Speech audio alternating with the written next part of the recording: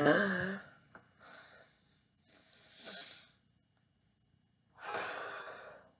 hello there. Namaste, my friends.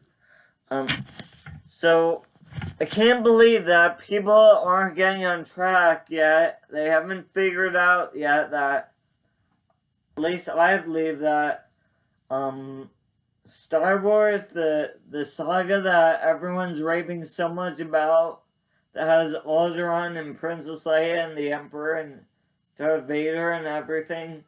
It's not just based on Star Trek. I think it's really a lot more connected to martial arts. Like, didn't George Lucas come up with it and start writing Star Wars like after a trip to Southeast Asia? Like, I think that's all it's based on. How in the Southeast Asia, like in the ancient times of ancient China, martial arts practice so much. And they have this thing called Qi, which I think is really representative of the Force in Star Wars. Like, martial artists, like people that were analogous to the Jedi, like samurai or ninja or whatever, had so much control over this chi thing that they were able to use telekinesis, whatever. Like,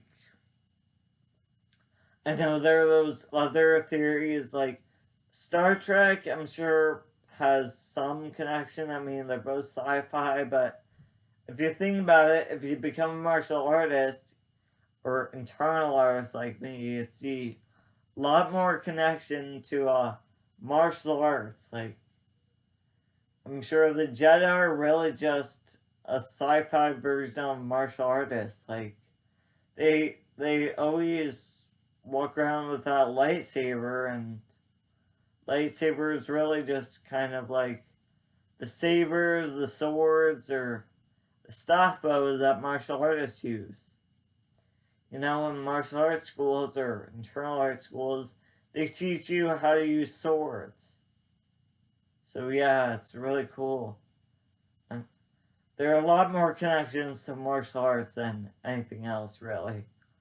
Like, I know there's that other theory about how it's all based on, like, if I'm gonna say it's all based on periods, and how, period blood is red, and the dark side's lightsabers are all red, and oh no, is that your only piece of evidence, really? Because that's like pathetic. There's no way there's no connection to period blood. If that's your only connection, that blood happens to be red and that's the same color as the dark side's lightsabers, no, there's no way that's valid. Like, I'm sure the color red it does have connection to blood, but that's not the way martial artists bleed. They're not thinking about like period blood. They're thinking about fighting their enemies and making their enemies bleed. Like today in my Tai Chi class, the Tai Chi teacher talked about how, like, in the old days of like samurai and ninja and everything, the really good martial artists would use they would fight a lot. They would spend so much time training that they would grow their fingernails really long. So eventually they started dipping their fingernails in like gold and silver, and sometimes poison, like, so they could just scratch their enemies like a tiger or whatever, and be more, be more effective at fighting. Like, that's something a lot of people should know, that back in the days of ninja and samurai, and when people actually needed to know martial arts to be able to fight on the streets of ancient China, when you got like mugged every day, or when there were a lot of like people out to mug you and steal stuff. Uh, that's something the martial artists would do to in between their battles or in between fighting to make sure they're performing at their highest level. To make sure they're performing at their highest level, they would do Tai Chi, these graceful movements that were, kind of to make sure they were being relaxed in battle so they could use the least amount of energy while still being as effective as possible. Like, if you watch that movie, Doctor Strange, it'll show you a lot about how it's amazing martial arts. Training can, maybe it won't open up vortexes for you, but might open up some new worlds, or might open up some metaphysical worlds. I mean, either way, it's good for you. It's just good for the body.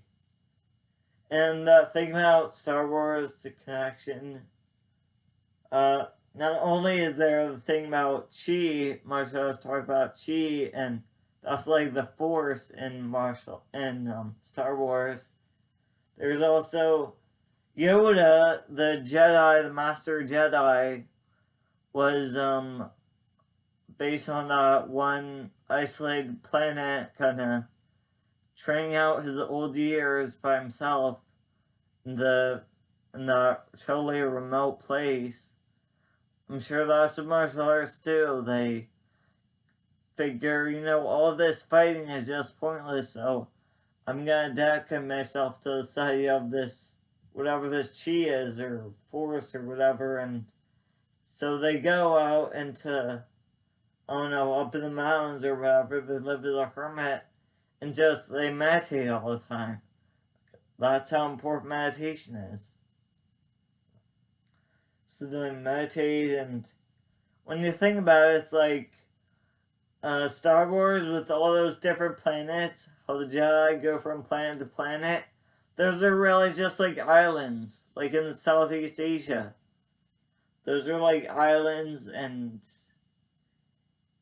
water, like air is really just liquid. So they're using that chi energy from the air. I know, it's amazing.